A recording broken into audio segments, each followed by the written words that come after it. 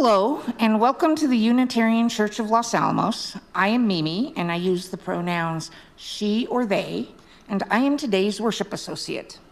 Whoever you are, whomever you love, whatever your image of the holy, wherever you are on your life's journey, you are welcome here.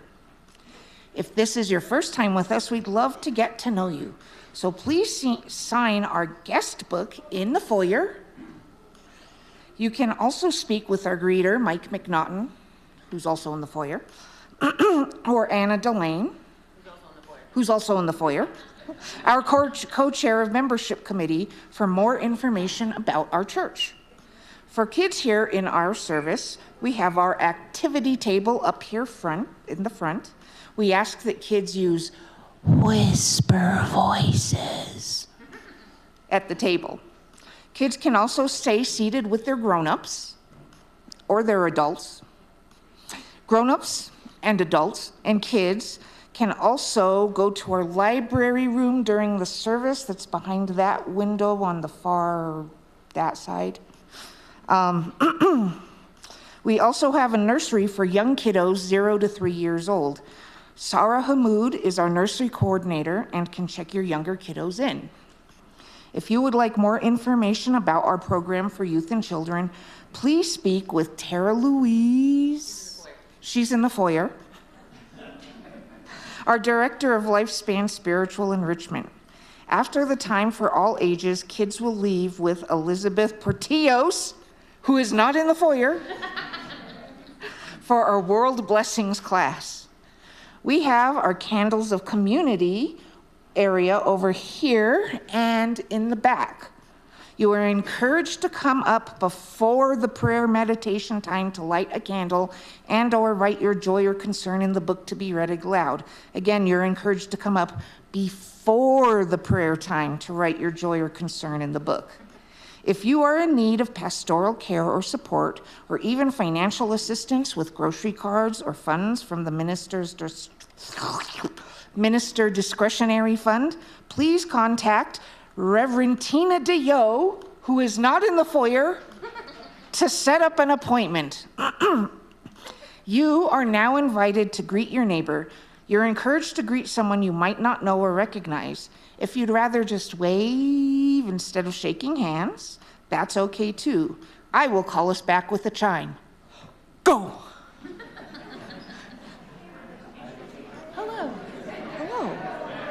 Oh yeah, because it's flu season too. Yeah, you got.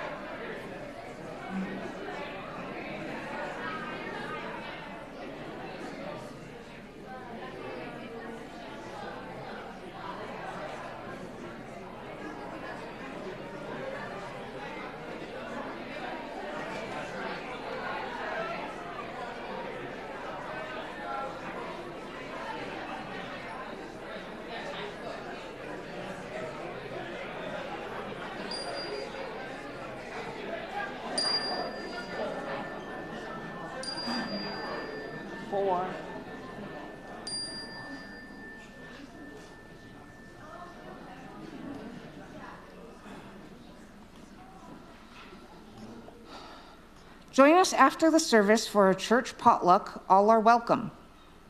Next Friday, join us here in the sanctuary for karaoke. What?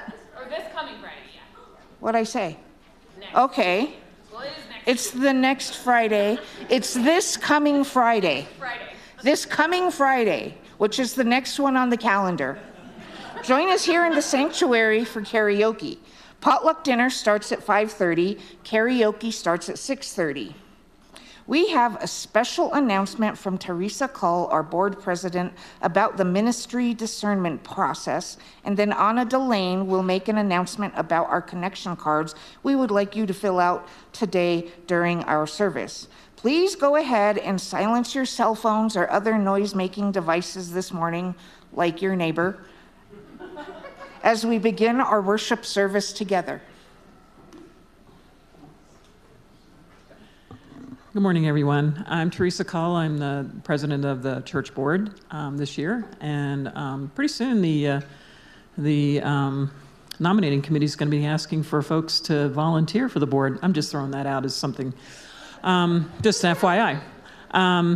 So I just wanted to mention that our ministry discernment process kicked off this morning. We had probably 12 or more people. It was hard to know. It was hard to know how many were there as members and friends, or how many were there as part of the discernment team. So the process has kicked off. We've got another session scheduled for next Sunday at noon, so after the service, and there will be additional offerings in February. There will be an announcement coming out soon, so we'd like as many people as possible to participate. If you can't attend one of the scheduled offerings, do talk to Felicia Orth, and she'll get you in touch with somebody on the discernment team if you want an individual conversation or you want somebody to come to your home, however you want to do it. We're trying to be as flexible as possible to try and get as much participation as possible. If you have any questions about what the discernment process is, there was a forum last Sunday. You could listen to the recording of that. There was also an email that came out this week. If you are not on the email list and didn't get a copy of that, let me know, and I can get you a copy of that. It was basically what was said at the forum last week. I will also mention something that's different that's going on at the same time is the Committee on Ministry is also doing an evaluation of Reverend Tina. And did you want to say something? You're just raising... Okay, so that'll actually happen probably in March. I thought it was happening now, but it's a different process, and they're going to be asking for your feedback as well. So anyway, I'm here if you need any, if you have any questions or need additional information. Thank you.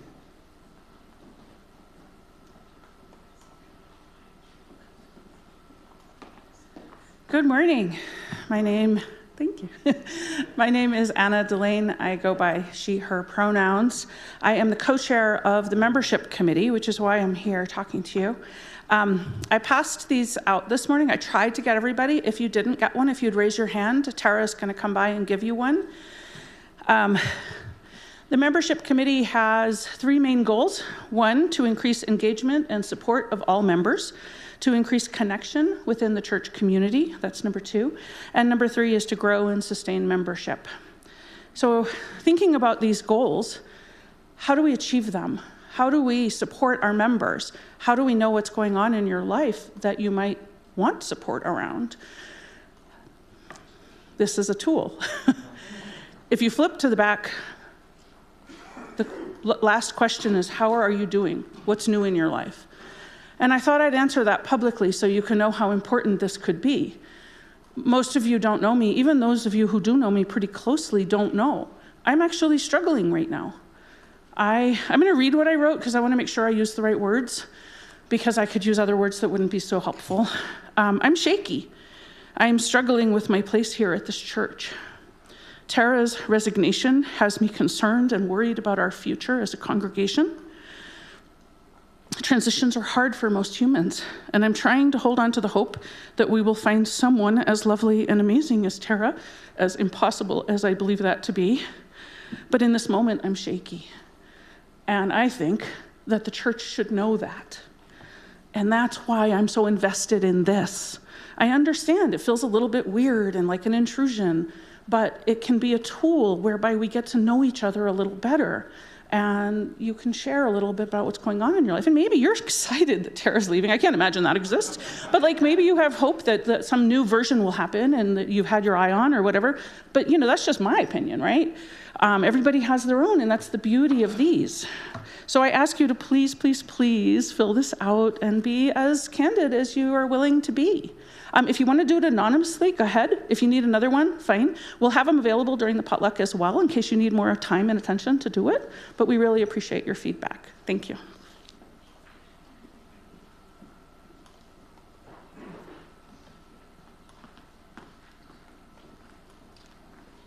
Good morning.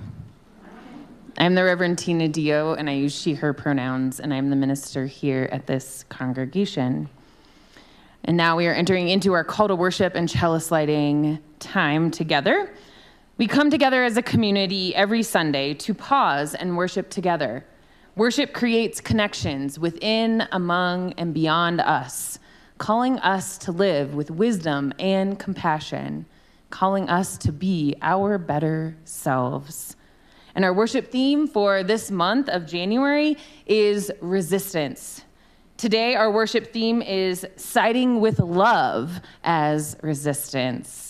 Today starts our church's engagement with the 30 Days of Love campaign rolled out every year by the organizing team of the UUA called Side with Love. I have the t-shirt.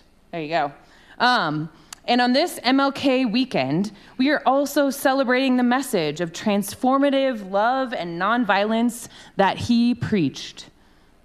We will indeed be engaging with how we apply the message of siding with love as resistance in our lives today in our service. So today is all about love, y'all. So the best thing in the world, right? So we're gonna light now our chalice flame. That is the symbol of our shared faith. And Ruby and Jane are coming up to light our chalice flame. And Ruby likes to create comics, and Jane is cold today.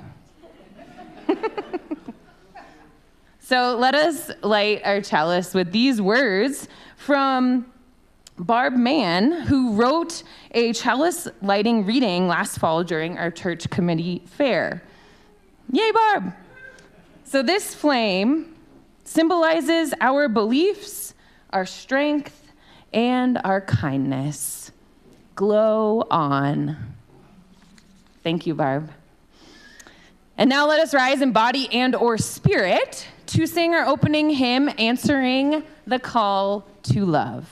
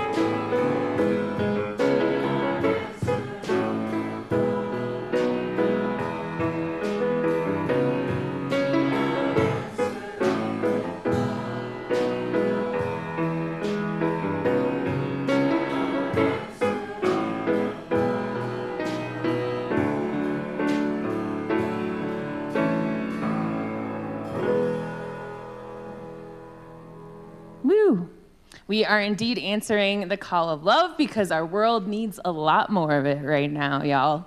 So let us continue to stand and say our affirmation jointly together. Love is the doctrine of this church. The quest for truth is its sacrament, and service is its prayer. To dwell together in peace, to seek knowledge in freedom, to serve life in fellowship, to the end that all souls shall grow in harmony. Thus do we covenant with each and with all. You may be seated. And, oh yeah, do you have the paper? Yeah. If all of the young and young at heart want to come up to our young worshipers carpet for our Time for All Ages Love in Action story. Good morning, beloveds. I'm happy to see you. When I get out of the bed in the morning, I like to start my day with gratitude. First, I sing the song that we sing at camp, remember it? Greeting the sun and the earth, the rocks, the flowers, trees, and animals. Then I take some time to stretch my body. You can stretch too. And I do a sun salutation, thanking my muscles and joints and bones, my organs and nerves. Then I take some time to meditate, to follow my breath in and out. Sometimes I focus on the air filling my belly.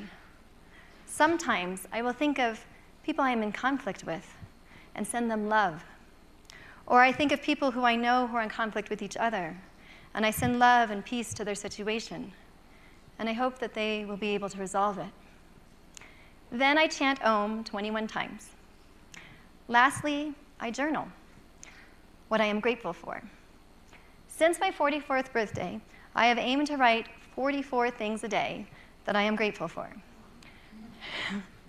And having so many to think about usually pushes me to think about things I haven't thought of, like gratitude for the person I never met who sewed this dress, the person who designed it, the person who bought it and donated it to the thrift store, the person who put it on the rack, the person who volunteered, who I bought it from.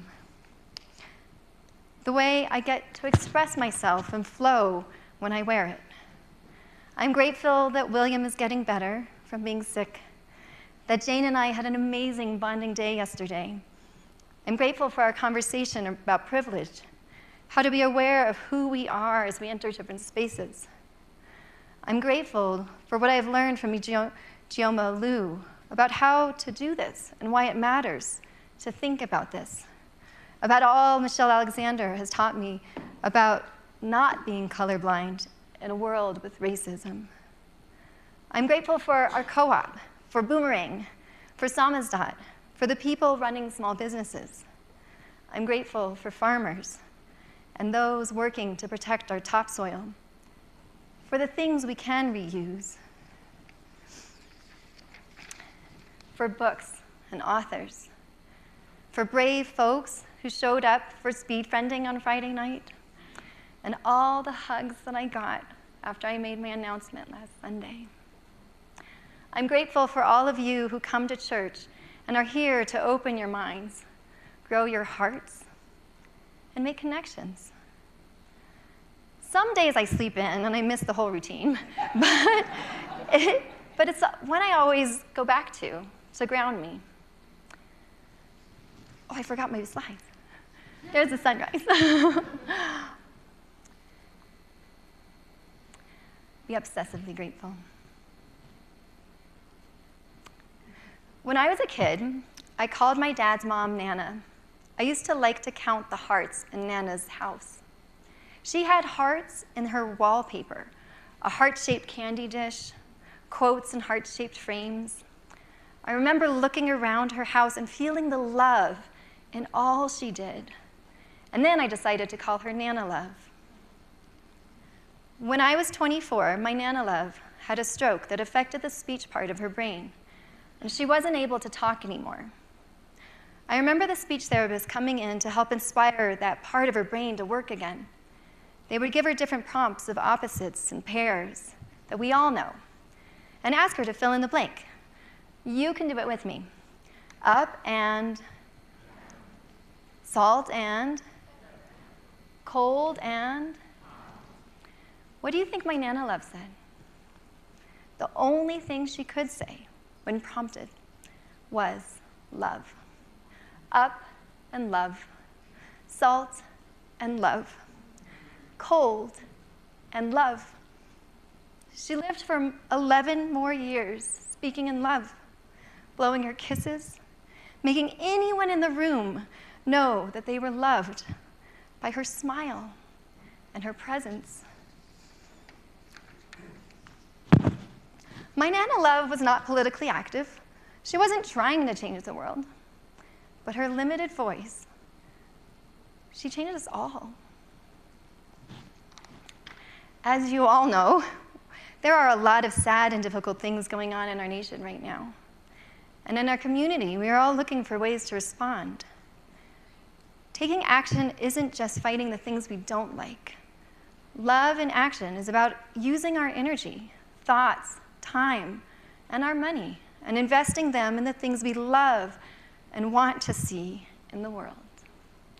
Thank you. And now, if the OWL kids can come to OWL and World Blessings, we're going to be talking about food waste prevention. And so we're going to have there's a pledge on food waste prevention, and we'll be handing that out to the potluck too. Thank you.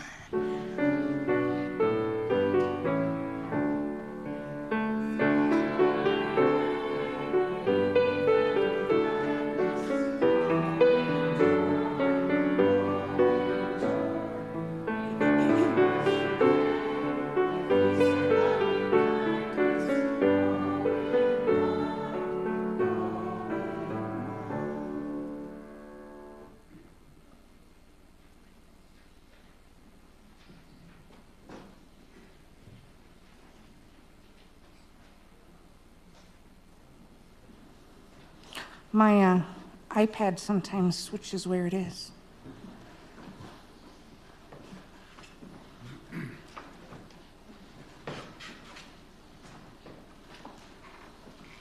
Because it was in the right place when I was sitting down over there. This month, our offering plate is going to Self-Help Inc.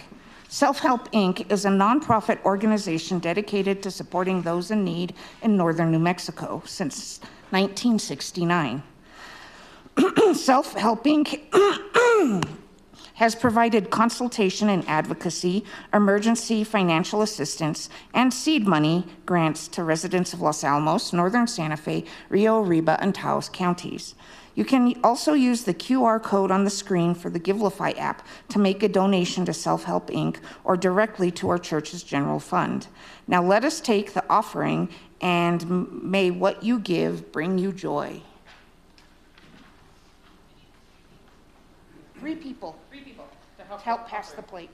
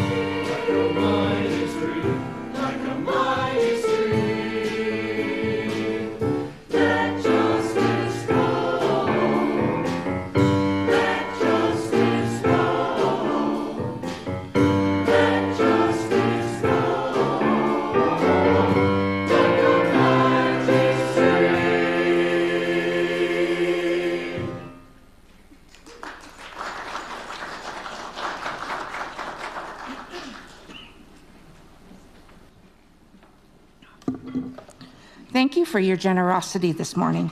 Your gifts will help people in need here in our northern New Mexico region.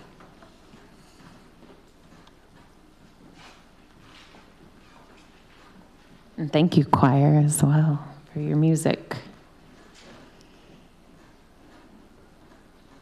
So now this is our joys and sorrows prayer and meditation time, and you can come up to our Candles of Community space if you haven't already and light a candle and write a joy or sorrow in the book, which is up front. Those will be then read out loud.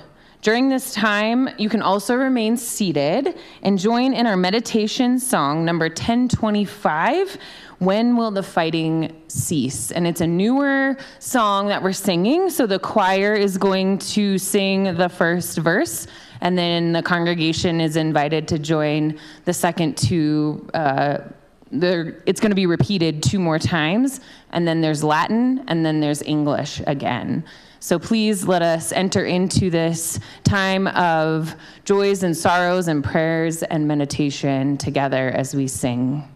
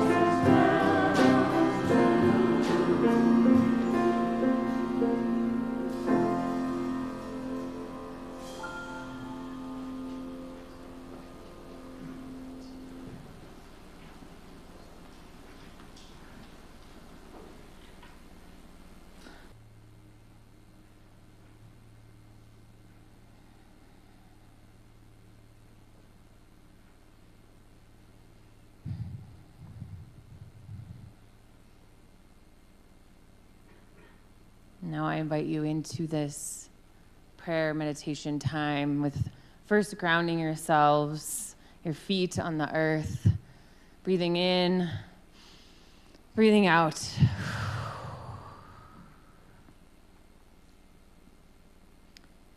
And this prayer meditation comes from the Reverend Ali Casey Bell, who is the husband of our guest minister that's coming in next week. And so both of them will be here with us next week from Las Cruces. And this is Reverend Ali Casey Bell's MLK Sunday prayer that he shared with our colleague group and said could be used today. Spirit of love and justice, because we know these two must be held together if we are to get where we are going. Be with us now. In a time when so much is changing, unimaginable, horrific, multiplying by the day, give us the strength not to turn our heads, but to lift our voices, our bodies, our very selves, to keep bending the moral arc toward thriving, toward equity, toward care for all. Help us examine and act on what we are learning, not only about the world, but about ourselves, about how we shape, echo, and amplify the noise of division. Turn our voices, turn our habits, turn our silence until what once divided us becomes a song of resistance. Settle us out of our minds and into our hearts, so we may release whatever keeps us disconnected from one another. We cry out, "How long?" And we answer back, now and in the past and into the future, because justice does not take a breath from tyranny. Fascism cannot change the face of compassion. Equity will not surrender to the false comfort of the inequitable. Let us remember that hope has feathers, that it takes wing, not because it is naive, but because it is present, active, alive. And let us rest not in complacency, but in truth. We are survivors. We are thrivers. And we will not stop until our work is done. Amen, and may it be so.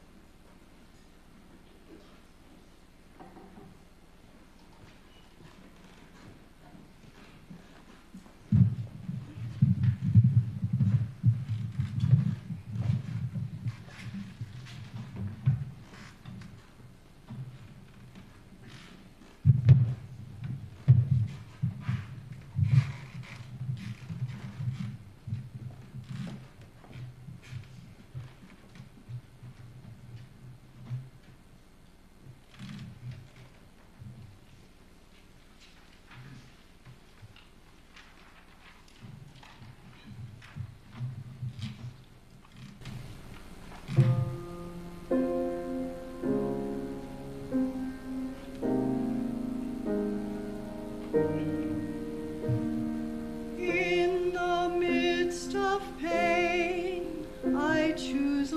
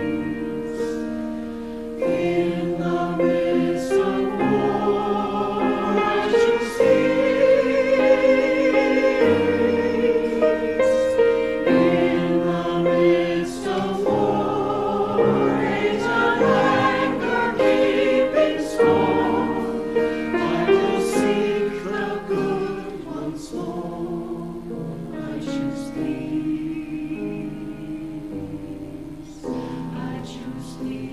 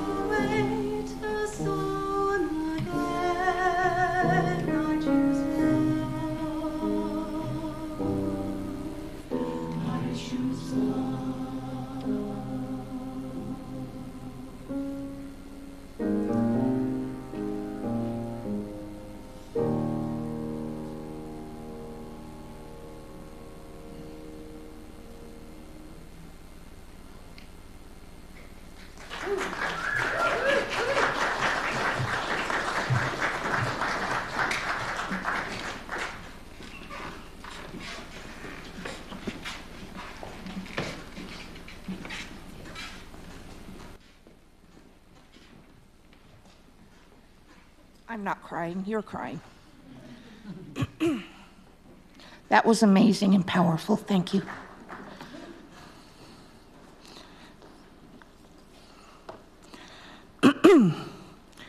One Christmas Eve at UU Santa Fe, just before the candle lighting, Marianne Yancey, a longtime elder of the congregation, took over the podium, literally. She said she had just been diagnosed with terminal cancer, and this would be her last Christmas to be able to share a story from her childhood. Her story took place just after Kristallnacht, a nationwide pogrom of terror against the Jewish people of Germany and Austria. Her minister had been in prison after being arrested for defending Jewish people during the pogrom and speaking out against the worsening brutality and oppression being committed by Hitler's regime. The church was preparing for their annual Christmas Eve service. Their minister had been released, but was forbidden to speak in public, including to his own congregation. People had their handles and had taken their seats when the doors in the back of the church flew open. The minister stood framed in the doorway, flanked by 2 guards. He limped in, thin and pale, and injured from his time in prison. The guards followed him. He turned to them and spoke cordially. "Friends, you are most welcome to join us in our Christmas Eve service. We welcome all people here. However, I must insist that you leave your weapons outside. This is a peaceful place where we gather to feel love and to let goodness and holiness into our hearts. It is not a place for thoughts of war or fighting, and instruments of destruction will not be tolerated here." The soldiers looked puzzled and deposited their weapons beside the door, then sat down near the back. People made room for them, shook their hands in greeting, and handed each of them a candle. The minister delivered a short sermon about loving and protecting each other and all our neighbors, especially those who were most vulnerable. He reminded the congregation that he was banned from speaking in public or to his congregation, and that outdoor gatherings and public singing were prohibited and would be considered an act of defiance. He then took one of the giant candles at the front of the church, called out to open the back doors, and began singing Silent Night. As he walked down the rows, lighting the small candles held by the people on the ends, finishing with the 2 soldiers who had escorted him, because they were the ones who had opened the doors and were standing there. The congregation joined him in singing Silent Night as they streamed outside. They continued singing Christmas carols as nearby soldiers and people from the neighborhood came outside to listen and join in. Near the end, snow began gently falling. The minister's 2 guards remained silent as a few of the other soldiers called, "Break it up. Time to go home now. You're not supposed to be singing in public, but we'll let you off this time. The next day at the regular Sunday service, their minister preached again. Many of the neighbors attended this service, including the minister's 2 guards. The 2 listened intently to the sermon, often looking uncomfortable and ashamed. But at the end, they shook the minister's hand. He embraced them as friends, and they returned his hug. Both men secretly joined the resistance while remaining soldiers. Both were invaluable members of the resistance after being accepted and loved by the minister and the congregation, who they had previously considered enemies. At 12 and 13, Marianne and her sister escaped from Germany by train with fake papers, never seeing their parents again. This Christmas was indeed her last Christmas that she spoke, but by less than a month. I was lucky enough to have many conversations with her that year, and she granted me permission to write a story based on her own. For that, I will always be grateful.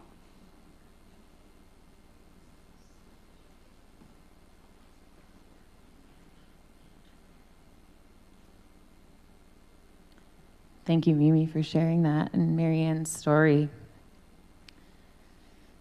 I also wanted to lift up this week prayers and just for us to be thinking about faith leaders that are being called to Minneapolis on Thursday and Friday of this coming next week.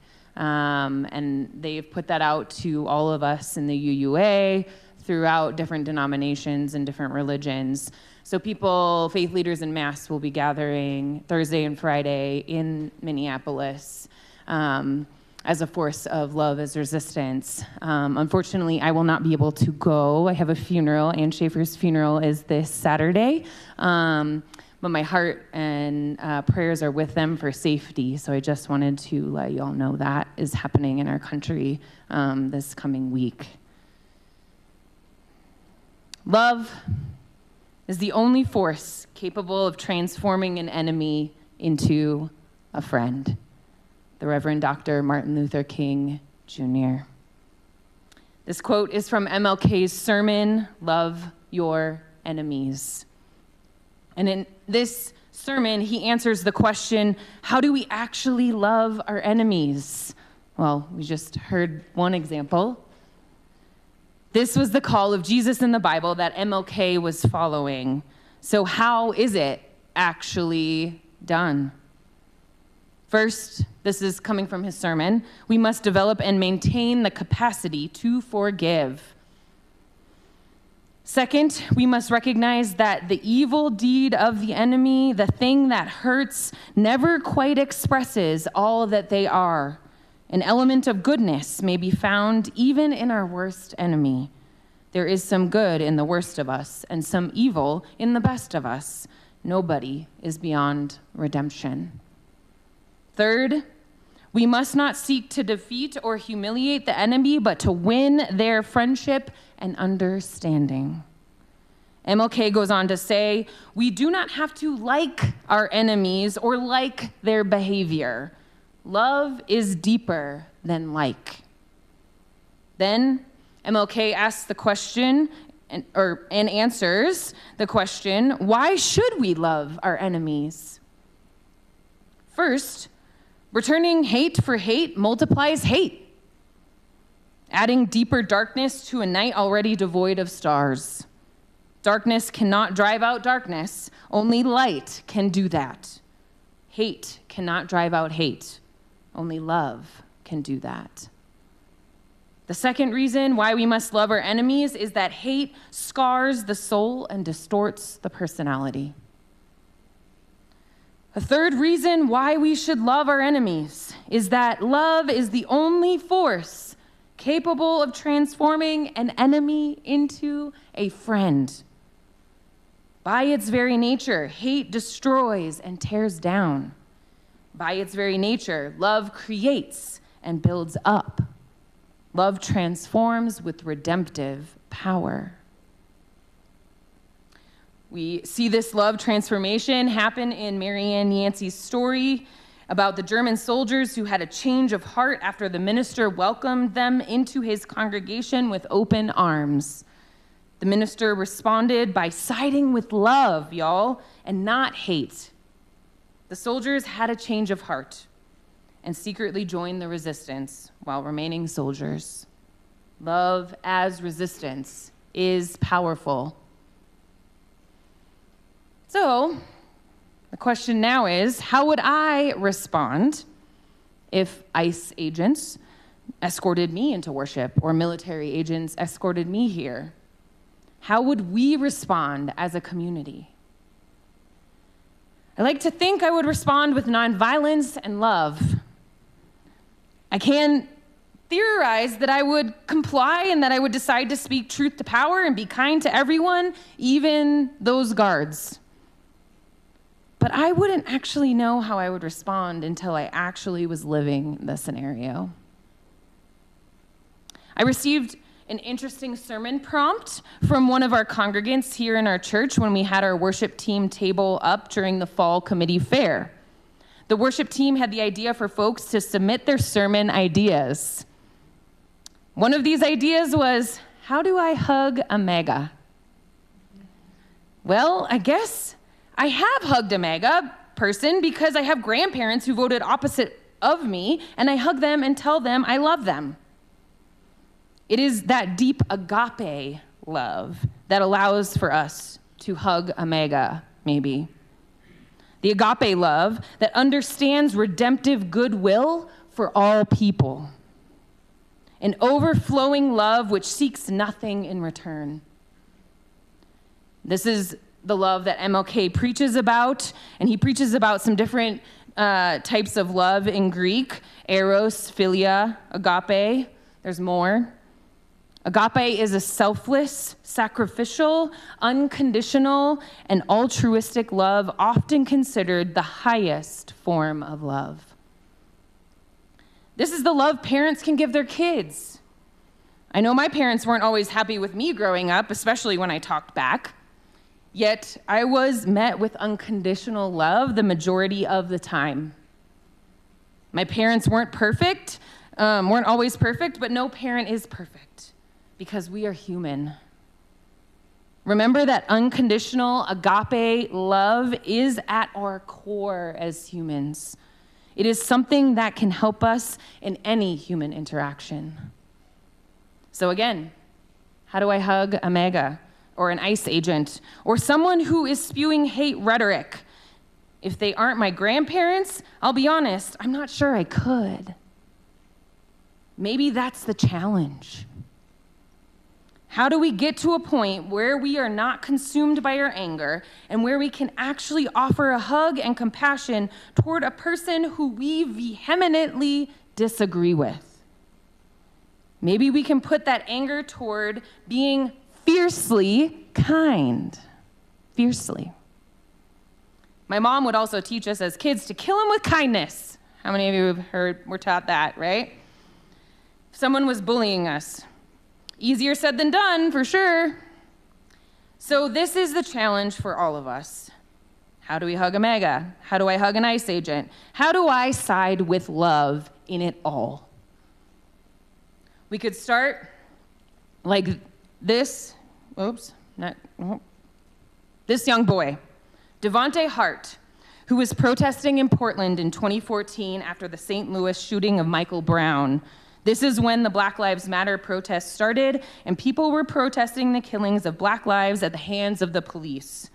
So, how do we hug a mega? We could hold up a sign that says free hugs, like Devonte, and offer those free hugs to the opposing side. Side note, physical contact is never required to be kind or side with love. I know not everyone could do this, but maybe, just maybe, we can start by remembering to be fiercely kind, killing them with kindness. I'm going to put all of my anger into being fiercely kind. Right? There is a group of Buddhist monks, that's the other picture. Now, many of you have heard about this. Right now, doing a walk for peace from Fort Worth, Texas to Washington, D.C. This group has been met by hecklers in the South, but they have also been met with lots of folks coming out with positivity and support as well. The whole point of the walk, according to the monks, is to raise awareness for peace, loving kindness, and compassion across America and the world. When the monks encountered some of the hecklers in Georgia, the monks would ask everyone to focus on breathing in silence. And then the guys on the hill would start screaming, "You're going to hell and save yourself from the flames." Holy crap. One monk responded to more heckling by saying, "We all bleed the same color, we all cry tears that taste salty. When you come from love regardless of differences, that ripples into a world that is unbalanced. It starts within you." So this question of how do we hug a mega or side with love, with unconditional, redemptive, agape love, does indeed start within us. And to side with that type of love is indeed siding with love as resistance. If we respond to hate with hate, rage with rage, we just feed the fire. We have to remind ourselves over and over and over again that responding to people from a place of love and compassion might be met with opposition and hate. And we also might not always be perfect at responding in loving ways. So here's an example of not being perfect. Just the other week, after the shooting of Renae Good in Minnesota, I put up a post on my Facebook that said, excuse my language, "If you are not outraged by what the ICE bastards just did in Minneapolis, you are on the wrong side of history." I then went back and corrected that post and took out the word bastards. I realized that calling people names is a rage on rage response. And I realized I didn't want to respond in that way. I still call out the unlawful behavior of the ICE agents, but calling them names is not helping me or anyone. I was not siding with love. I was not siding with love in my initial response I posted. So what is this Side with Love 30 Days of Love campaign that we as a church are going to be engaging in this month and up until February 14th? Siding with Love is an organizing strategy team in the UUA. Side with Love is an interfaith public advocacy campaign promoting respect for the inherent worth and dignity of every person.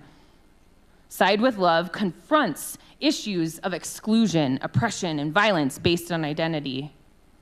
Side with Love was launched by the UUA after the 2008 shooting at the Tennessee Valley UU Church in Knoxville, Tennessee, which was targeted because they are welcoming to LGBTQ people and have a liberal stance on many issues. The Knoxville community responded with an outpouring of love that inspired the leadership at the UUA to launch the Side with Love campaign in 2009.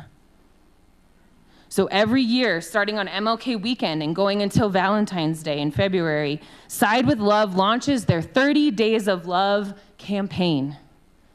So we're going to be engaging this in the next 30 days, and every Tuesday for 5 weeks, I will email out to our congregation the Side with Love campaign reflections and resources for your own at-home meditation and reflection time.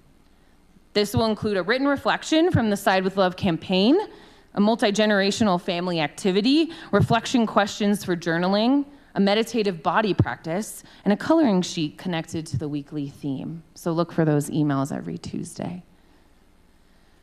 These are the themes that are coming out for the next 5 weeks: imagining thriving, grounding in context. That's spelled wrong, sorry about that. Nurturing community, mobilizing for action, and exploring possibilities.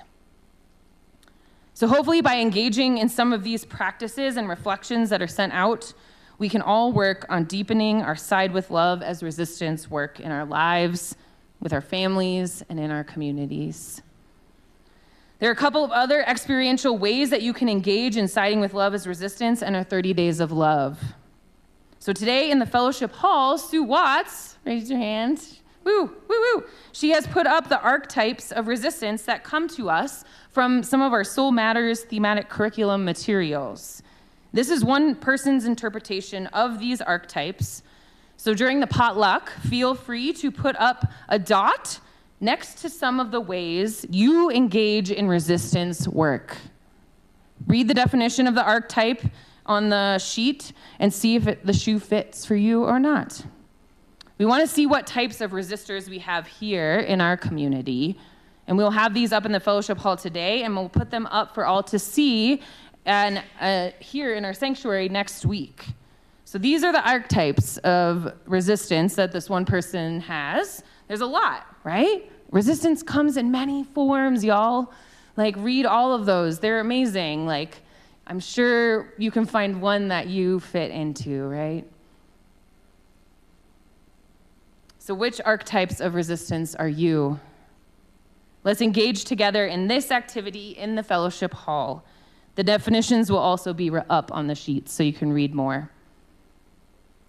The next experiential way you can engage in the 30 days of love, siding with love as resistance work, is by, I ordered us some t-shirts. So you can buy a t-shirt. Hopefully they'll be here by next week. And they will be $15 each. And if we don't have your size, we will make a second order. So, and if we run out, right? So with kid sizes and stuff too. I don't have kid sizes right now, but we can make second order for that. So to end our siding with love as resistance time together, I will be playing a song written by Emma Cuervals called Find Love. Emma is a music director at the Congregational Church in Mansfield, Massachusetts, and a music teacher. So here's an introduction to the song and the video, and I got permission from her on Facebook. She posted this on Facebook. My mom posted it, I posted it, and then I got to talk with her on Facebook, which was really cool. So this is her reflection. I wrote this song for my boys this past September and have been singing it to myself again a lot this past week. Probably because I need this reminder just as much as anyone these days. Embracing vulnerability and sharing it with anyone who might need it to hear it. Also leaving in, at the end, you'll see, Mom, are you done yet? So may we all find the love in others and show it to everyone who crosses our path. So as we play this song, Emma wrote this song for her kids, but it is also a message for us, as we are all children of the universe. The song reminds us to have love for all people, our kids, ourselves, each other, our enemies, and love for the future generations of people to come. As the song plays, you are invited to come up and take a glittery heart sticker, reminding you to side with love as resistance every day, reminding us that we are all worthy of redemption and grace. May it be so, and come get a sticker.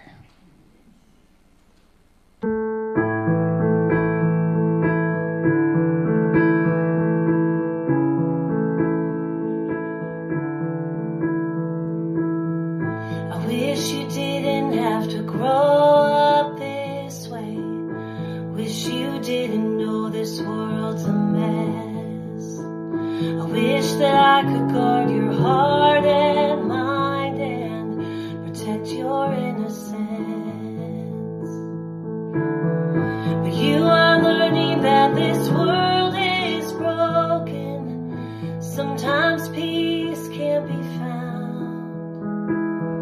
So when it all feels out of our hands, just remember to look around. There is love all around you, so much good to be found. Let that love surround you, 'cause child love is all around. Love will drive out the darkness. I believe this to be true. So try to find the love in others. Let them find love in you.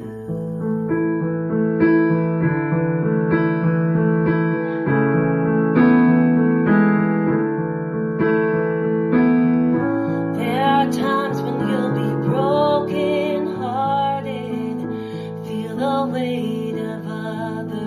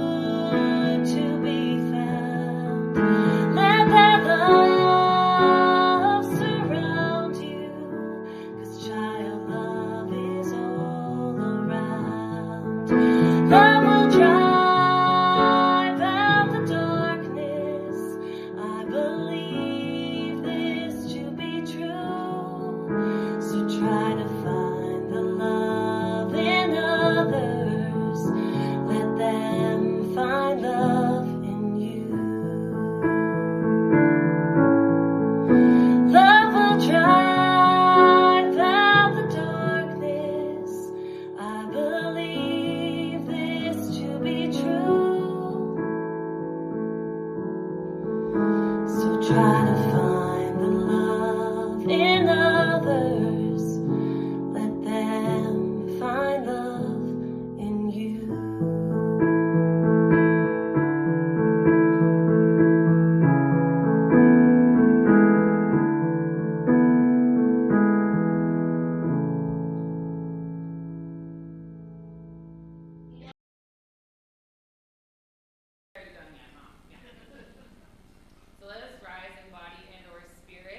We're going to jump ahead and sing our closing song, The Way. And as we know, well, let's do it. Let's do it. Do you guys want to sing Turn the World Around? Okay, let's do it. We're going to go, we're a little long, sorry. But love is what we need right now, so. Let's sing Turn the World Around, and then we will depart into our potluck. Because it's such a good song, and you guys have practiced so much. So more singing, music as resistance, right? So we're going to put more love and music as resistance into the air. So thank you all for bearing with the longness of today. Feel free to dance, too, because dance is resistance as well.